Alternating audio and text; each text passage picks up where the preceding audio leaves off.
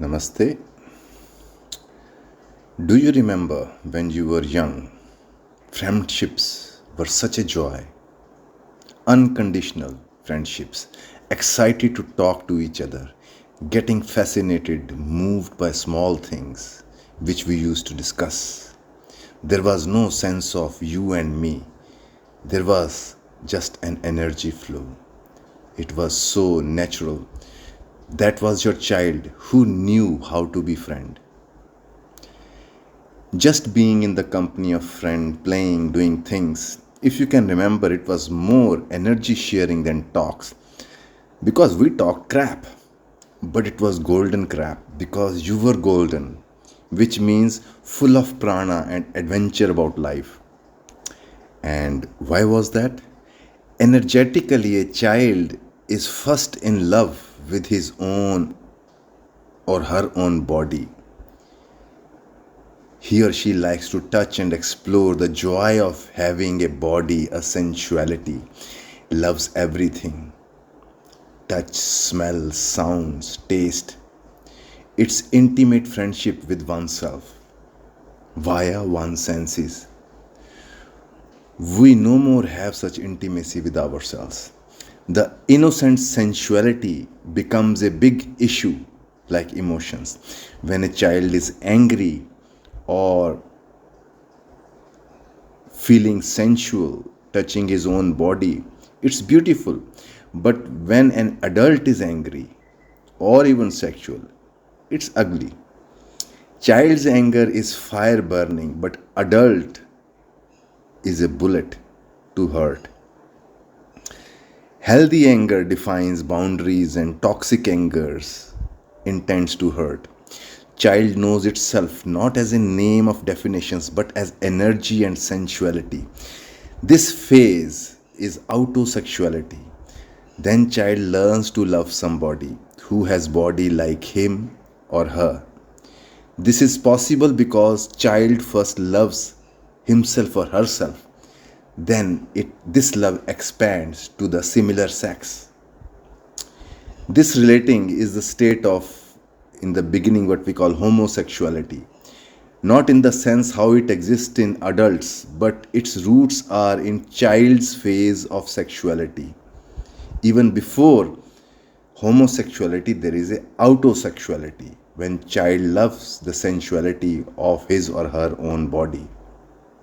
It's a very innocent connection of body, mind, and energy. Such friendship with similar is growth towards loving the opposite sex. Then the third phase is heterosexuality, learning to love opposite sex or body, which is much complex and challenging, we all know. Now, if we think not in terms of body but mind state in all these three aspects, in all these three, the health of relation and dialogue with your first love, which is you, yourself. Auto love to similar love to opposite love. Your love for yourself enables you to love others. Know this as a cosmic law. If you have failed relations, friendships, that means you have failed in relation with yourself. Now, before I talk about being your own friend, you have to know you are made of male, female, yin and yang, father and mother, lover and beloved, and bitch and a bastard. Your friendship with yourself is toxic. But you came with a healthy relation with yourself. Then upbringing, parents, education teaches you toxicity. And it pollutes your pure golden energy with polluted thoughts of repressions, ethics, morals, judgments. These are rules. There are rules, right and wrong. We are designed by idiots and wise people to make the function of society go smoothly, but they are not supposed to destroy the human spirit, but they do. The gold in you becomes a rusting iron, At the root of your toxic relation with yourself, the role of your parents, which makes it toxic other than education. Beginning of self toxicity in self relation is that your mother, the body and energy, is not the mother but a sin, a scandal, a social issue, a social property, something morally wrong, something of a mistake. Your sensuality to feel life and other is now numb. Your natural intuition disappears, replaced with judgments and repressions. The male aspect of intuition is wisdom, ability to see, to illumine, but that needs energy flowing freely. So you lose your father as well, replaced by a toxic father of social conditionings, of control and rules and regulations. Your mind, the father aspect, becomes a burden and a stress through education and expectations from it. So here you are, ladies and gentlemen, a rusted iron child with a bitch of a body and a bastard of a mind. Your ego is nothing but a fight between the bitch and a bastard. Bastard wants things in his own way, so does the bitch. In that sacred union, you are born, divided, with two legs and arms, fighting with each other and trying to dominate each other. And you wonder why I am not getting anywhere in life. This is the root of human confusion, suffering, and exploitation of earth by the mind, and destruction of that mind or society with the wrath of earth. Shakti starts to destroy its child where we are heading collectively. So, inner friendship is made of care, the mother and father, the illumination and wisdom, the energy and wisdom. That means your intrinsic qualities are care and wisdom. Care is mother, wisdom is the father. But we have image of care as some social sense, wisdom again a social sense as a father. You need your Shakti, the energy in tune with Shiva, the awareness. The greatest bravery and blessing is to rescue your mother and father from your bitch and bastard. This is real revolution of micro, like a nuclear explosion to make you golden. So it is important to understand the underlying principles within your psyche, within your microcosmos of male, female, and keys to the mastery. Learning to behave like life itself, not a social slave, to become cosmos which you are. In India, for a yogi, we use the word Swami. Swami is somebody who relies on himself, a path of male, a master of himself. It is not only applied to yogis. On deep life sense, your mind has to be a yogi. That's where you first discover your father. Means that reliance is on the wisdom, on what you think, how you feel. That means awareness or attention is self-contained, not dependent on others, or complete it does need attention nor gives attention to get attention. A Swami illumines and activates Shakti, Kundalini, action. Now you have to understand that your life, your mind, your energy, your body is not activated because your Swami is a slave. It seeks attention. It doesn't give attention to others. It doesn't give attention in relations. It wants attention. Look at everybody. Everybody seems to be a male, seems to be a father. Father is represented very beautifully like sun. Sun doesn't ask anything. It gives unconditionally like a golden child. It just shines. This is the state of mastery when you do not need the other, but you have lot to share. It's not that you have to develop it. It is just you have to understand your original nature. Then the feminine aspect, which in India we call Swadha, is a quality of Shakti, which means complete into herself, like a mother. As a mother gives birth through her energy, it's a completeness and overflowing power which is creative and gives birth. Do you think creativity of mother to give birth arises out of her lack or her completeness? So complete then it can create another body out of it. So energetically, when you are filled with energy, you have capacity to create more prosperity, more new forms, more new situations in your life. But essentially, on the feminine side, we are always in the lack of energy because our conflict and our duality never lets us feel complete and expanded. Shakti means action. Now understand the leakage. Shakti means action. And that action we know is an action of manipulation where it seeks the results. It functions not out of creativity, but it functions out of lack to get something. And this is Shakti dominated by a toxic mind. Your action, which is Shakti, does not do it for results, but it does to multiply life. That is the original action. And because it shares with life, life shares back. That is the circulation of Lakshmi, of prosperity, of abundance, of expansion. Energy begets energy. Lack, poverty begets lack and poverty.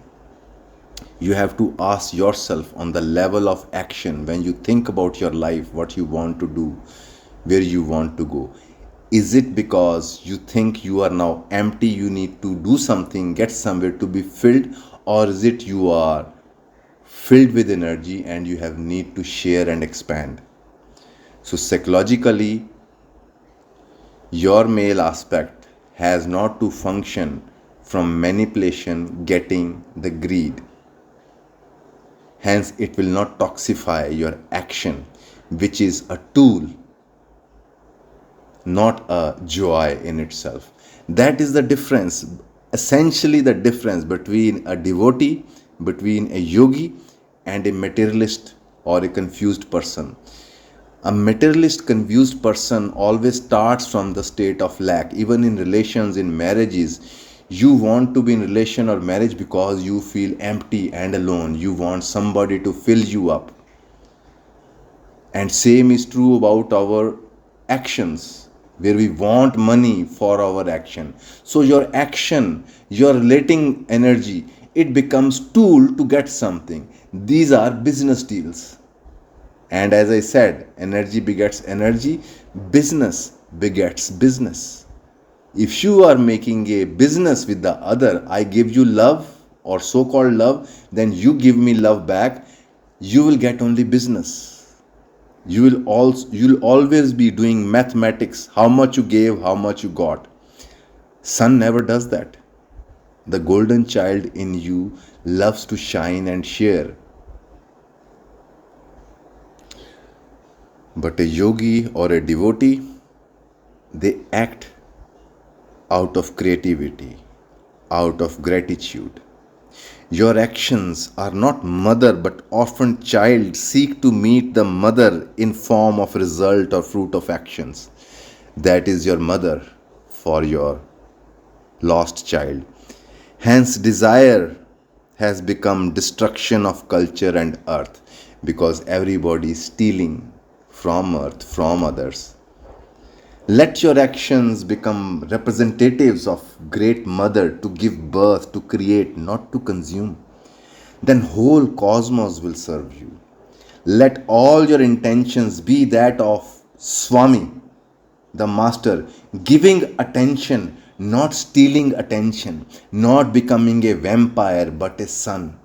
Then you are a Shiva, a male or a rightful spouse of Shakti, the mother. Here it will be very helpful to understand that stability happens when you establish into your nature. For mind, it's perception. It is being aware and giving attention. But the lack part of our mind always give attention as a business deal, what I will get from it. This has to be understood. Let the spark of attention become a birth in the womb of action. Let the spark of attention become a birth in the womb of action. Awareness in action is creativity, not a technique for liberation. Our awareness is trapped into future result, not in the action. Hence, no creativity happens, only a job. People are doing jobs. Their present is the tool for their fantasy future or the scary future about the insecurity, whereas life is always now. Don't seek attention but pay attention. Don't seek result but create results. This is cosmic commerce. You pay to create, not to get. What you create creates you. What you consume consumes you. Swami is attention awareness. Swadha is energy, Shakti. They are not separate. Wherever your attention goes, energy starts to flow there. And that's how the union of your inner attention and energy creates a new world. But what is lacking is where your attention goes, your attention stays for some time, then it goes into business. And your energy creates out of lack. It is more of a beggar. Sun is Swami, the master. Earth is Swadha, a complete energy in itself. Two completenesses, when they share with each other, that creates life. This is the inner science, the physics of creation. This inner male female, they are not separate, but in appearance of Maya, in illusion where we live, they get divided into two aspects of male female. Path of male quality is awareness. Path of female quality is Shakti, flow, water, fertility. And there is no fertility without the shine of the sun. So it is about inner balance, that you function from awareness. Your actions are full of awareness and your energy is engaged. A seed does not think of future. Seeds sprouts here. That's where trust comes in, that present is expanding you. All you have to do is be here totally, work on your plans, not living in future, but see what needs to be done and function. Ask yourself, do you pay attention to your thoughts to get results of meditation, or do you pay attention to illumine your mind? That's what love is. If you are facing a problem, are you fighting with your mind, or are you looking at what is happening? In that very looking, your energy starts to organize itself. Do you do your actions or meditations of your life to get results, or do you do your actions to expand and celebrate your energy and its expression, where your action becomes your reward? Or do you do your actions in greed of result and fear of failure? Live your action like results, you will create more life. Attention is light, attention is creativity. Wherever attention falls, it creates. Be it some inspired thought and be it a mindfuck. Even in mindfuck, your creativity is in action. So this attention creates prosperity. A beggar thinks his actions will bring prosperity but fails. A emperor does actions as prosperity, hence it creates prosperity. Attention in humans is like torch of focused light. Same attention is also awareness, present, expanding, containing all, like light of the sun, which is also called superconsciousness. Attention, torch of attention is awareness, passing and converging through the lens of your body mind. But this torch is in the hands of ego, not in the service of life, but in the service of objects. Do you think sun is giving us the light, or is it giving us attention?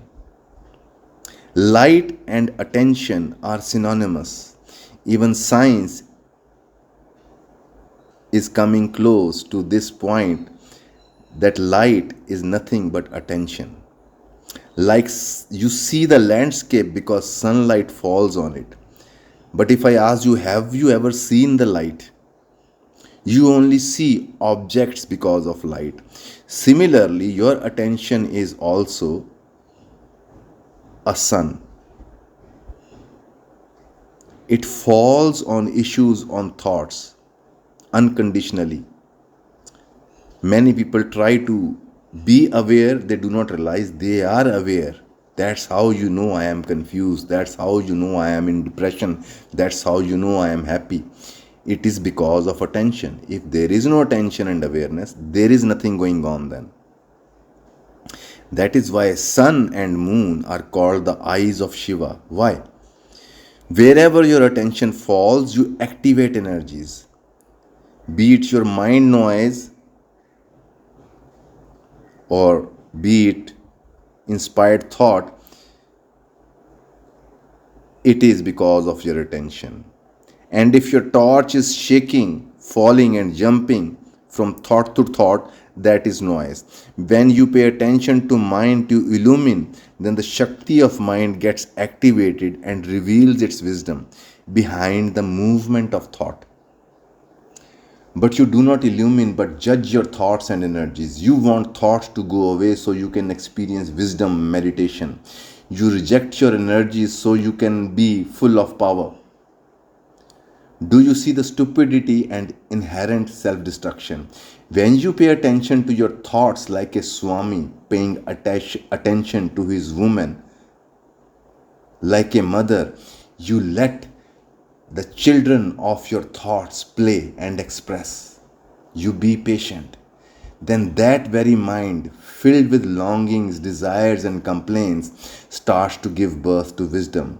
It starts to become fertile. Your presence completes and fulfills your body and mind. Your male and female copulate within to give birth to wisdom, which is Ganesha, the creation of the cosmos. The mind which was longing, a lack, and a desire tool to manipulate life becomes a creator of vision, which is to expand, not to desire and get. Why that happens?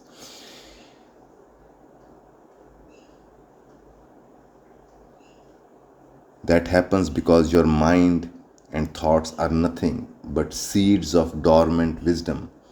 It's like a pool of wet desire soil with seeds, but no sunlight to sprout through the creativity of the sun, the attention of care. Remember, sun or attention is destruction of old. That is why It helps to write your mind because you're illumining your mind and it slowly burns away the old. Writing is like exposing your mind to your sun. That's why talking helps to people. But you do not need to burn your garbage into others' minds. Also remember, sun does not reject what it illumines, but activates, gives birth. If thing has a potential, it will sprout. If a thing has no potential, it will dissolve. That is the power of attention and awareness. If this simple thing could be understood by us, because awareness needs patience, not a restless energy when I'm going to get the results. If you are facing any inner energetic issue or mental issue, if you can be just patient, don't ignore, be patient, feel it, be with it. That very presence is the real alchemy. It starts to organize the energies and wisdom starts to happen to you. Things, if they hold any value, you will see their content and will be able to use. Things which are just mental noise, if you be patient, be quiet, and let your mind run around like a child, slowly, it starts to settle. Your wisdom makes you see the unnecessary. So, in that sense, your awareness, your attention is acceptance of what is the truth and rejection of what is not a truth. Because acceptance is not only that I submit, acceptance is also a rebellion. You accept a truth as a truth, a lie as a lie, a hypocrisy as hypocrisy. Acceptance does not mean you submit to your or others' hypocrisy. Because this is where new spiritual seekers start to impose the ideas of surrender and acceptance as if it's a very docile, submissive practice. No, it is a fire. Because once you are really in tune with yourself, you are in a state of let go and surrender. But that let go and surrender is not submissive. It rebels also because your surrender is to the truth, not to the lies. Your acceptance is of the truth, not to the hypocrisy and unnatural around you, within you. Third aspect of life, of light, is to allow full expression to what is, so it can move on and dissolve. It's like Om, giving birth and giving it a full expression, the Vishnu, birth is Brahma, and dissolution, the Shiva. And this is the cycle of life. Any problem which keeps reoccurring into you, that means it is not getting your attention, your sunlight, so it can grow. Nothing is permanent. Anything, any desire starts within you, then you ignore it, it becomes your anxiety. But when you pay attention, let it play its game in your head, and you patiently wait, and it dissolves. It goes back into silence. You run after objects to get energy. Hence, you are dying because you are consumed by the consumption of energy. If you illumine your actions and relations with attention, not thinking of them psychologically as a source of energy, but source of expansion, then your life prospers. Here you have to be clear. When I say not to think, means not to think psychologically. Functionally, you need to think, but functionality is more like a light, what needs to be done and what is in front of you. Psychological thinking is more like your ego is engaged about future results, about its fears, about its no confidence, whereas movement of life functions without hesitation. If you illumine your actions and relations with attention, not thinking of them, then your individuality starts to shine. You do not ask to be fulfilled, but illumine, which means to create. We ask wrong things from society, from divine. We ask products, ready made products. We never ask that give me wisdom, give me light so I can create, give me energy so I can create. We straight away want products. Nobody ever asks, give me wisdom, give me creativity so I can participate. And such desires are fulfilled very fast by life because they are with the flow of life. But your desiring of products is against life. Because everything has a seed, it grows, you live it, then it dissolves. But we want straight out of the blue a ready made product and we want it to be permanent, which is not with the flow of life. Desire is need to create, but you desire to be created by the object. You don't bless the object of desire, but curse it because you want to consume it. Destiny of all relations and actions is that you stay slave to objects of mind and objects of desire because you curse. When you want to have it for yourself, you have cursed a human being. You have cursed a situation when you own them. Who is owning it? A insecure, stagnant mind which is empty, which needs things from outside, people from outside to fill that empty hole. That is killing the other. That's how relations kill each other in the name of parents, husband, wife, lover, friend. Everybody is consuming each other. Now understand this, that cosmos is an intelligent being. When your desire is creativity, you serve objects of desire like sun serves us. And on return, objects of desire serve you by the law of energy and cosmos. Because life is a constant communication.